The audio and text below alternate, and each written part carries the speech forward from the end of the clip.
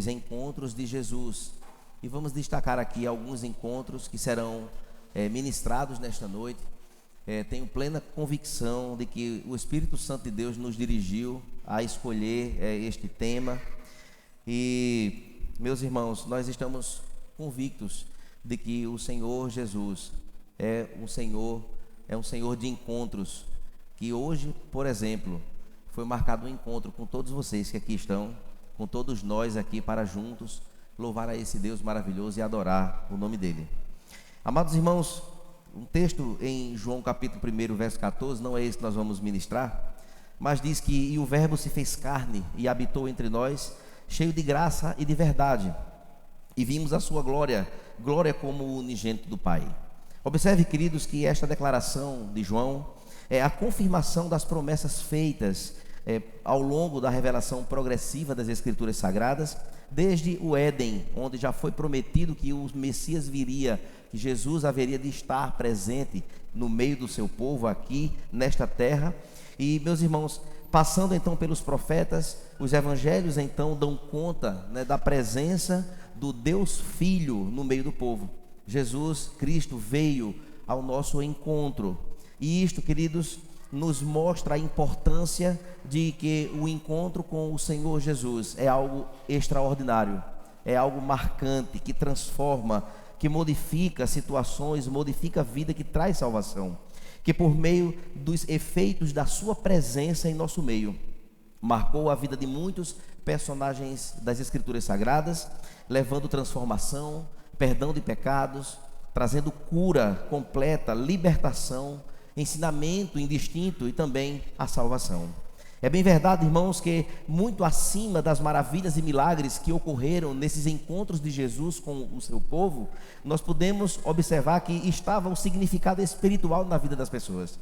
Havia, de fato, este significado muito mais elevado do que meramente o acontecimento miraculoso de algum sinal. Observe que os encontros do Senhor Jesus com o seu povo proporcionou transplantes de corações de pedra em corações de carne, como também um reino infinito que acolhe aqueles que são salvos como alvo de sua graça.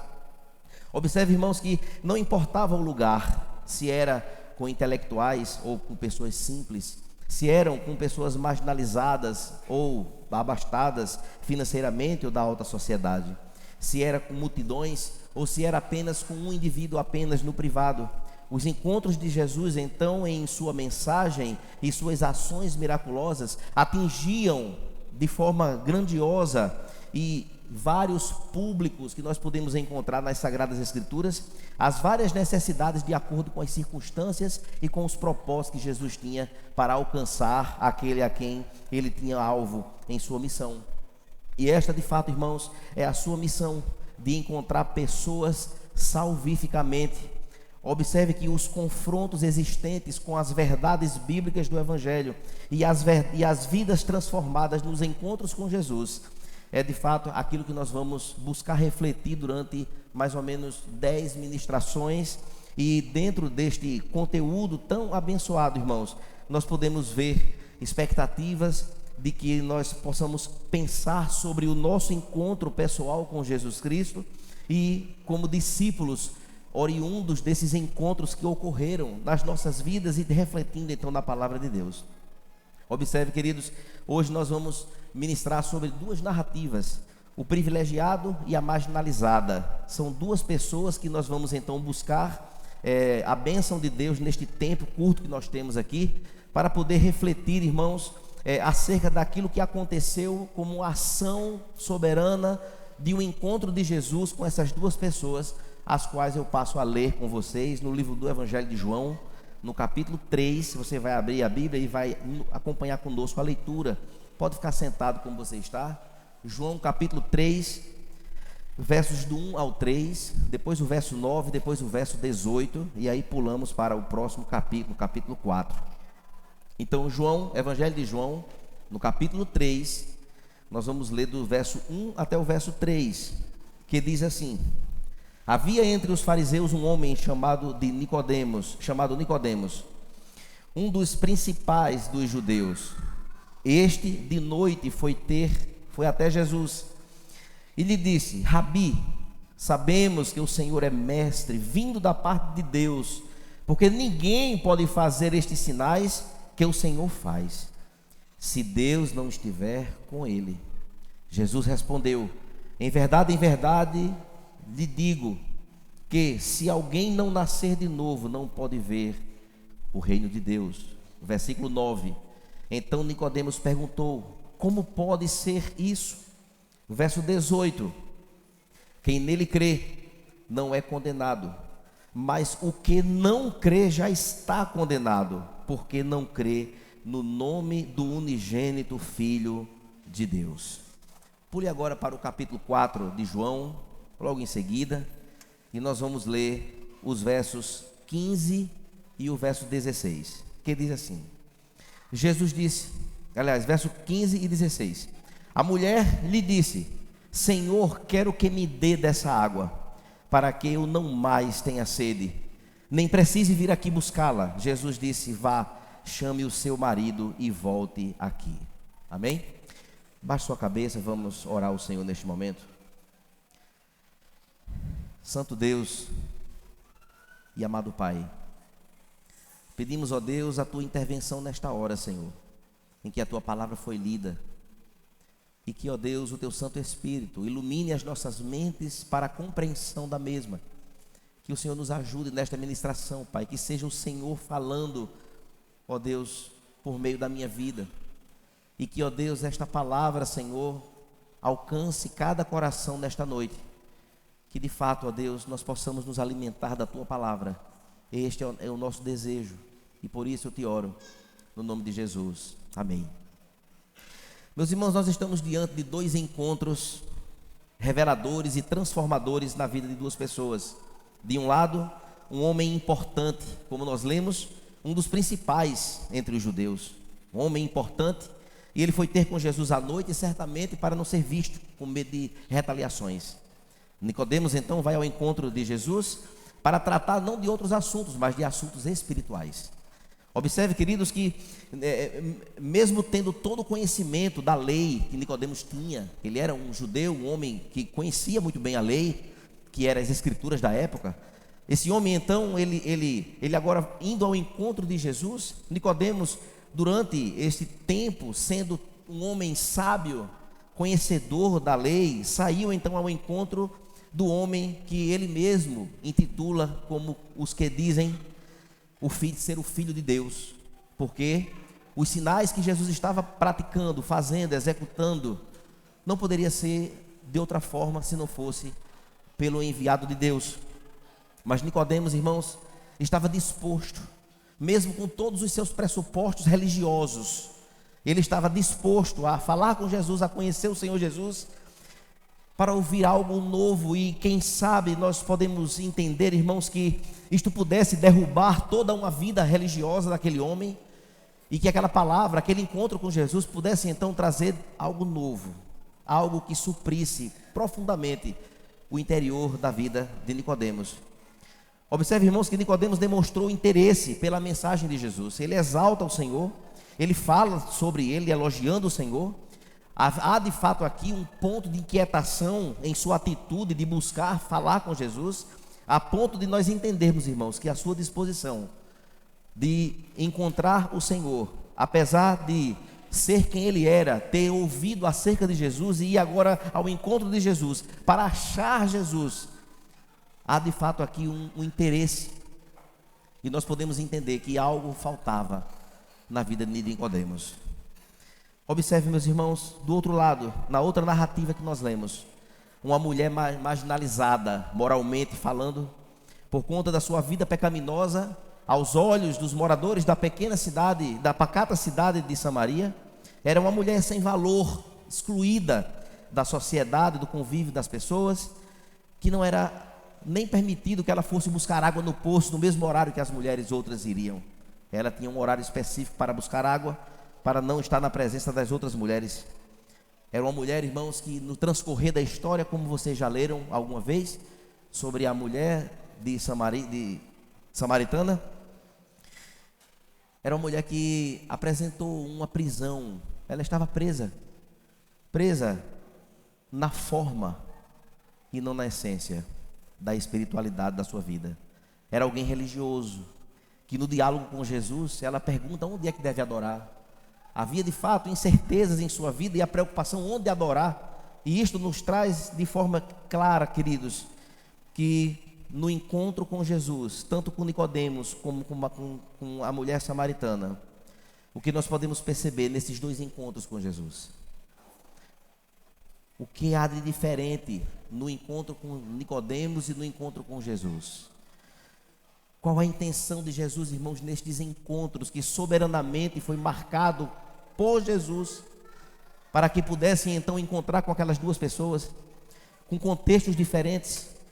Quais então, irmãos, os desdobramentos do encontro com Jesus que aquelas pessoas viveram ou passaram a viver? É o que nós propomos, irmãos, a refletir nesta noite e buscar conhecer grandiosamente e cuidadosamente nesses encontros que Jesus teve com aquelas pessoas. O que é que nós podemos buscar e refletir sobre a nossa própria vida, se de fato nós tivemos um real e genuíno encontro com Jesus? Observe, irmãos, que na primeira narrativa que nós lemos, Jesus foi muito direto com Nicodemos. Ele não fez rodeios, mas ele já trouxe uma mensagem forte, já foi direto ao assunto, visto que aquele encontro, irmãos, era com um homem fariseu, um homem conhecedor da palavra, um homem que conhecia a lei, conhecedor de todos os aspectos e abrangências dos seus exageros e dos seus pressupostos judaicos, com um encontro secretamente com Jesus, buscando então se proteger dos olhos daqueles que poderiam encontrá-lo, indo ao encontro de Jesus. Nicodemos, irmãos, com sua cortesia, enaltece Jesus, falando coisas que Jesus de fato era, reconhecendo ele como mestre. Diante da sua fala, nós podemos observar, e Jesus, irmãos, pegou uma frase de Nicodemos, quando ele diz: ninguém pode fazer tais sinais.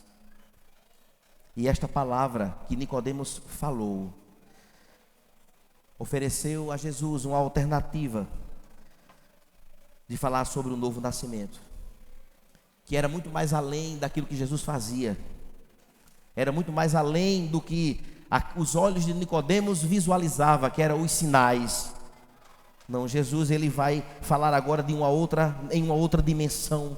Observe que o entendimento finito de Nicodemos contrasta completamente com o entendimento de Jesus sobre o que o tornava justo diante de Deus. O encontro de Jesus, irmãos, com Nicodemos descortina a extrema necessidade espiritual daquele homem, daquele fariseu, e Jesus expõe para ele o novo nascimento como algo necessário, algo extraordinário, algo necessário que precisava de fato acontecer para que ele pudesse então ver o que estava para além apenas dos sinais que Jesus estava fazendo. Assim, queridos, nós podemos entender claramente que este entendimento que estava ancorado no coração de Nicodemos trouxe para Jesus então o conhecimento que o Senhor tem do seu coração, do coração de Nicodemos. Embora fosse ele um líder religioso, Nicodemos, ele foi abalado pelas palavras de Jesus ao buscar entender a importância do significado do estado eterno. Ele queria algo mais profundo. E, meus irmãos, pessoas que são religiosas, mas não espirituais, é o que nós mais encontramos em nosso tempo. Nicodemos era uma pessoa assim.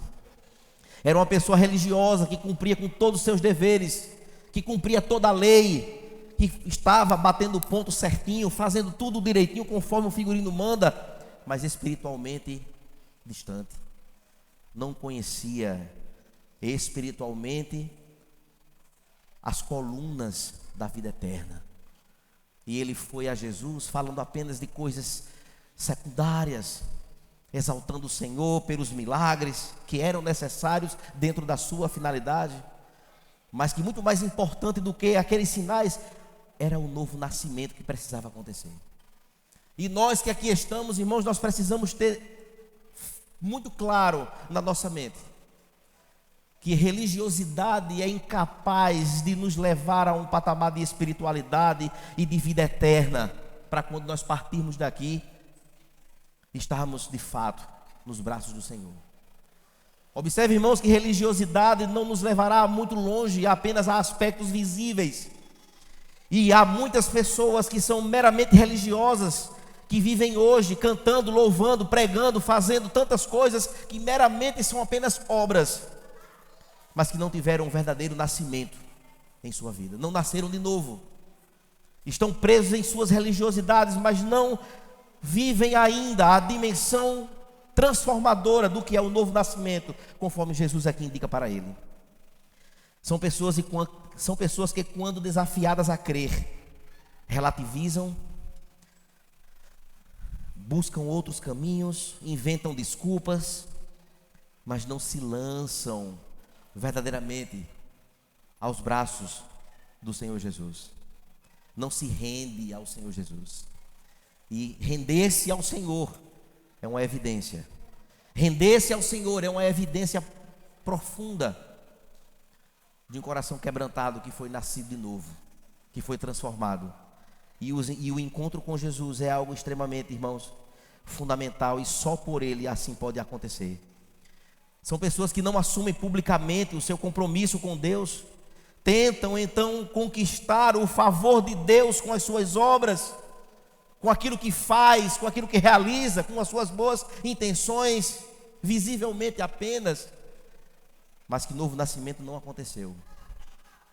É preciso, irmãos, compreender a necessidade do novo nascimento, de nascer de novo. Reconhecer a necessidade de receber a nova natureza espiritual, sem a qual nada acontece. Somente então, irmãos, quem nasceu de novo consegue visualizar e acessar o reino de Deus, conforme as palavras de Jesus nos versículos que nós lemos aqui. Meus irmãos, muitos falam sobre o céu e não vão para lá. Muitos na igreja nunca nasceram de novo, nunca viveram esta experiência transformadora. E isto, irmãos, é algo urgente e sério demais. É algo a ser levantado, levado em consideração. E o pior é que o auto-engano desses que não nasceram ainda e vivem apenas uma mera religiosidade pode ser algo mortal quando se trata da questão de vida eterna.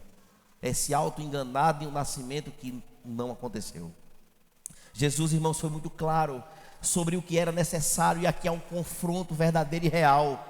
Jesus não foi a massagear o ego de Nicodemos de jeito nenhum, só porque era um homem importante e foi ser recebido com pompa ou com isso, com aquilo. Não, Jesus abriu, foi a artilharia, o canhão de verdades profundas, para que Nicodemos pudesse compreender a verdade do Evangelho. Evangelho, irmãos, é confronto. Evangelho é arrepender-se e crer no Senhor. Evangelho é render-se aos pés do Senhor, é entregar a vida completamente, é desfrutar de um novo viver, desprovido de todos os penduricalhos de uma sociedade relativista, que olha apenas agora para Cristo como autor e consumador da fé. A vida perde-se então sentido para as coisas terrenas e busca agora prioritariamente as coisas eternas. Evangelho, irmãos, é confronto. Evangelho é isso. E nascer de novo, irmãos, não é uma renovação de vida, de conceitos. Não é realizado, irmãos, por resoluções ou por informações ou redirecionamentos da vida. Não é isso humanamente falando. Nada tem a ver, irmãos, com educação religiosa. Nada tem a ver com isso, para sermos pessoas melhores. Eu conheço tantas pessoas melhores que não conhecem Jesus, porque o aspecto moral pouco tem a ver com, ou nada tem a ver com o Evangelho. Qualquer pessoa pode ser moralmente correta, independente daquilo que ele crê. Mas o novo nascimento, irmãos, é o que é proposto aqui. E a regeneração, queridos, é uma obra sobrenatural de Deus, pela qual Ele concede a vida eterna por meio da obra do Espírito Santo, por meio de Cristo, que foi aquele que morreu na cruz, cumprindo um plano perfeito, e que só Ele é que é o caminho, a verdade e a vida. Só por Cristo e mais por ninguém. Assim, queridos, o Espírito é o agente da regeneração. A regeneração muda poderosamente o indivíduo e cria um novo nascido pelo Espírito Santo, para viver obediência e temor a Deus acima de qualquer coisa, custe o que custar. Observe, meus irmãos, que este encontro de Jesus com Nicodemos ensinou naquele tempo a Nicodemos e nos ensina que o novo nascimento, irmãos, é um ato sobrenatural e espiritual que é realizado pelo Espírito Santo dentro do coração do homem ou da mulher, no momento em que eles creem no Senhor Jesus. E, meus irmãos, por mais que o homem tente agradar a Deus, a única maneira possível é pela fé genuína, que é um dom de Deus que Ele mesmo derrama no coração do indivíduo. Fé em Jesus Cristo. O novo nascimento acontece. Na segunda narrativa, irmãos, uma das mais tocantes, na minha opinião, Jesus estava viajando com seus discípulos. E, segundo os comentaristas, não havia nenhuma necessidade de Jesus passar por Samaria. Mas Ele fez questão, porque depois nós vamos entender claramente que quem marca encontros é Jesus. Ele quem marca os encontros. Havia um encontro soberanamente marcado ali, na beira daquele poço. E Jesus então, chegando lá, irmãos, os seus discípulos se dispersam, porque vão em busca de algo para comer, e Ele ali fica. E Jesus, irmãos, muito cansado, sedento, de sede mesmo, de água, ao meio-dia, no auge do calor, vai até um poço, mas não tem como tirar água, porque ele não tem uma corda, um balde, um vasilhame para poder tirar. Talvez a água é bem fundo.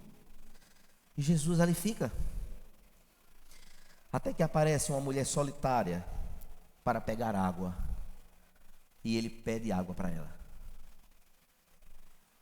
Naquele dia, irmãos, certamente aquela mulher ela não imaginava que iria se encontrar com o Senhor dos Senhores, com o Rei dos Reis, com aquele que perdoa pecados.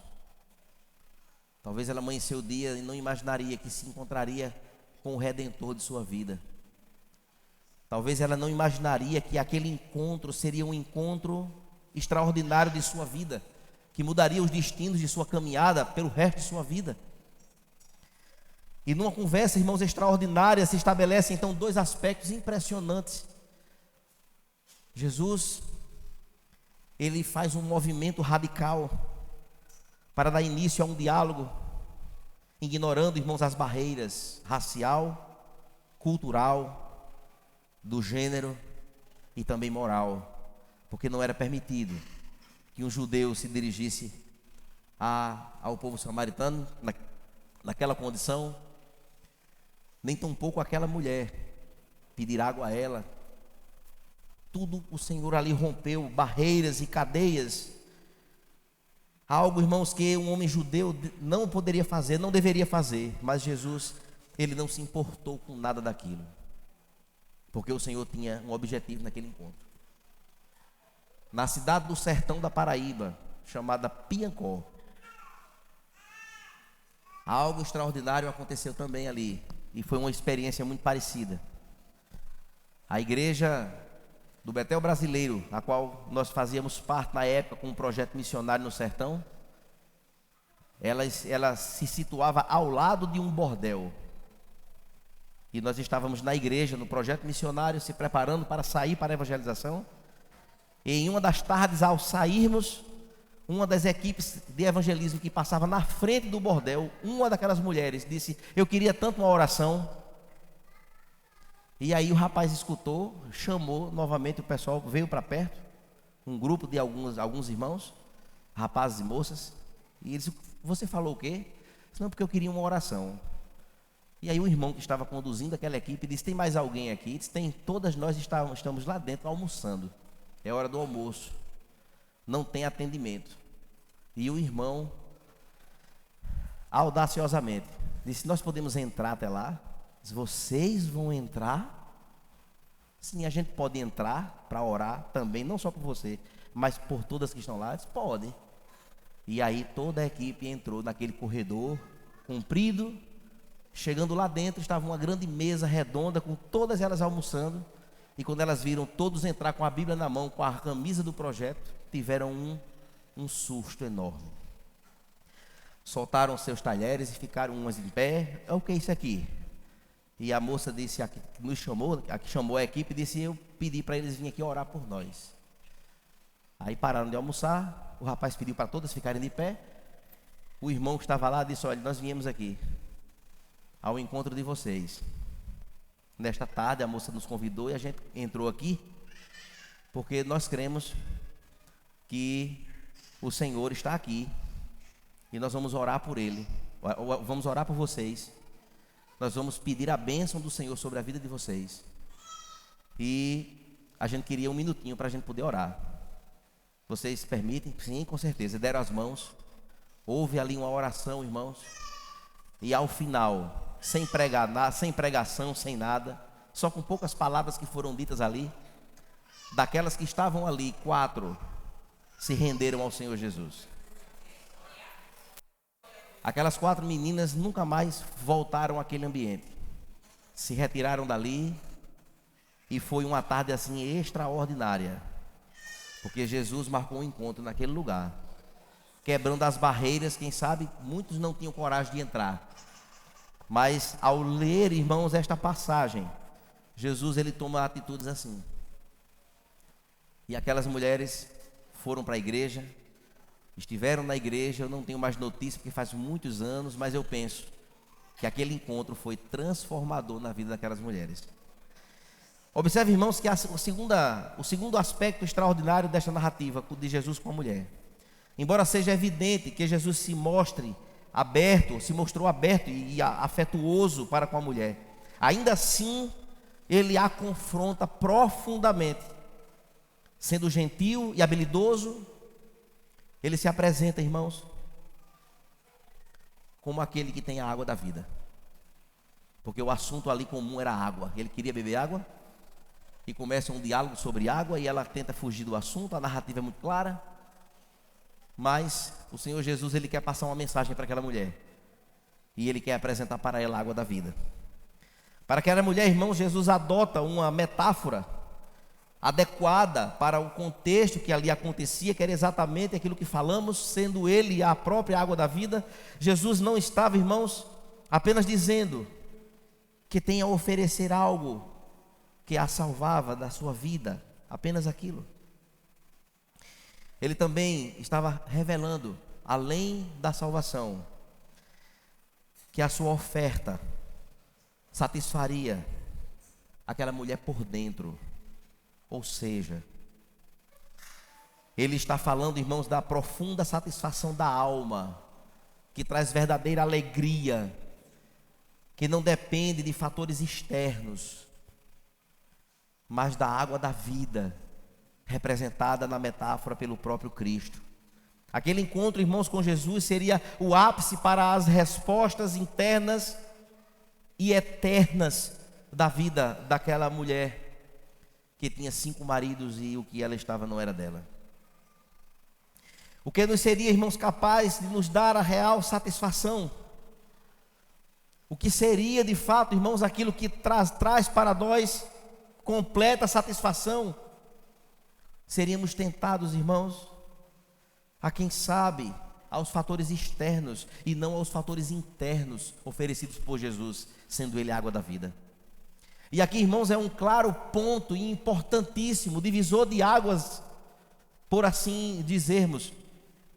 Porque, irmãos, aquilo que satisfaz a vida do novo nascido não são as coisas externas, mas são as coisas internas daqueles que beberam da água da vida.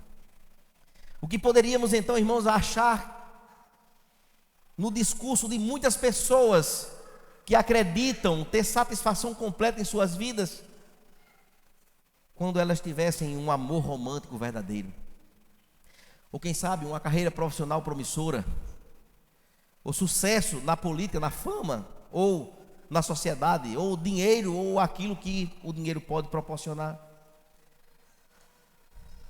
O escritor C.S. Lewis, irmãos, ele fez uma citação tão linda e profunda.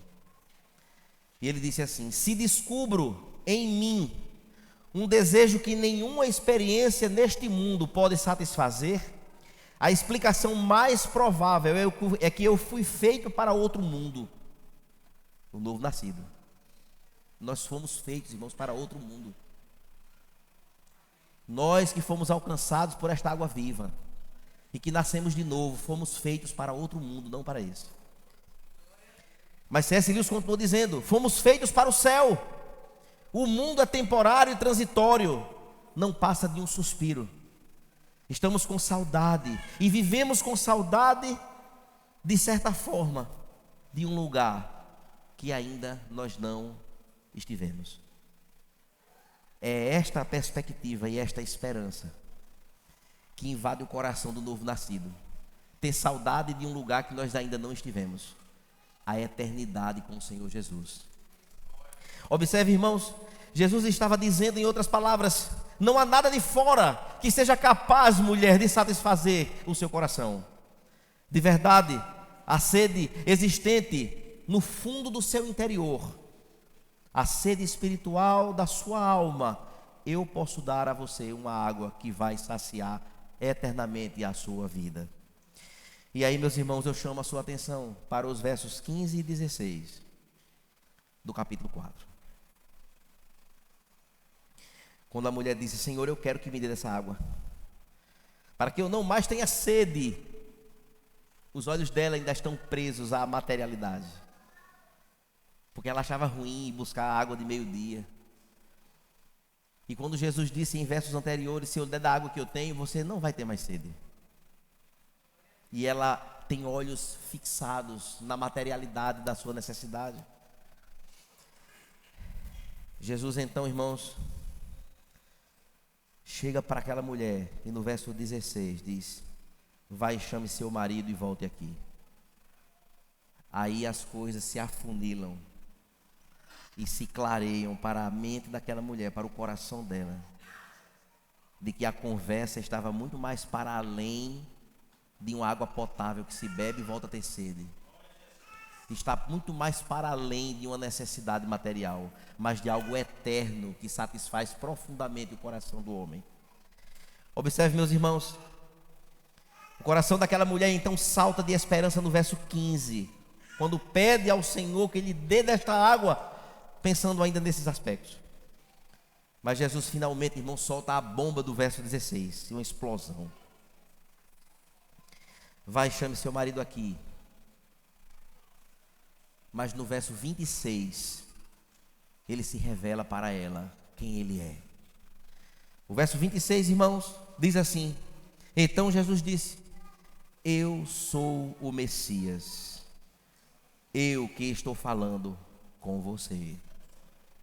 O Senhor se revela para aquela mulher. Então, irmãos, Jesus a confronta severamente no ponto crucial de que ela se percebe em sua condição de vida, o que era necessário para receber a água da vida: o evangelho com fé em Cristo Jesus, a essência da evangelização. E aí, queridos, a mulher então deixou seu cântaro, depois deste diálogo com Jesus, e saiu para a cidade testemunhando sobre a pessoa de Jesus, e as pessoas vinham aonde Jesus estava. E queridos, essas narrativas, meus irmãos, nos apresentam respostas extraordinárias. E eu queria chamar já o louvor para cantar aqui no finalzinho com a gente, enquanto eu concluo a mensagem desta noite. O que de fato, irmãos, nós podemos perceber nesses dois encontros de Jesus? O que é que nós entendemos aqui? O que é que podemos tirar de lições para nós? E para você que visita hoje aqui a igreja? o multifacetado alcance do Evangelho, independente do personagem que liberta, que sara, que confronta, apesar de verdades extraordinárias, eternas, há confronto. O Senhor Jesus trouxe nos seus diálogos com um e com o outro, com o privilegiado e com a marginalizada, as verdades que eles precisavam saber, aquilo que de fato supriria espiritualmente as suas vidas. Mas houve confronto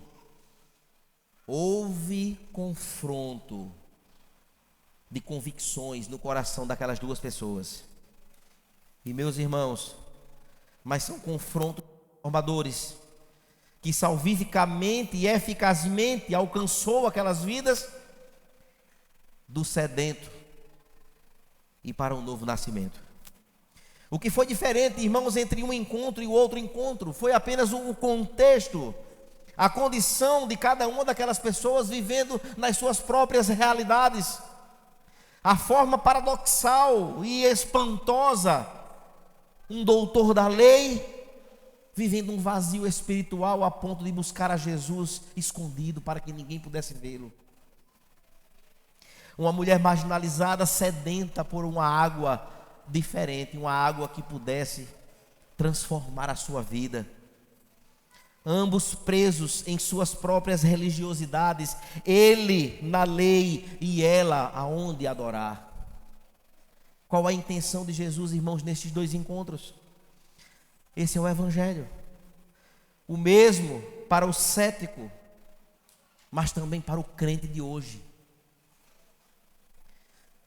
O mesmo Evangelho pregado para o prestigiado foi o Evangelho pregado de uma outra maneira, com uma outra roupagem, mas na essência de uma transformação espiritual para aquela marginalizada.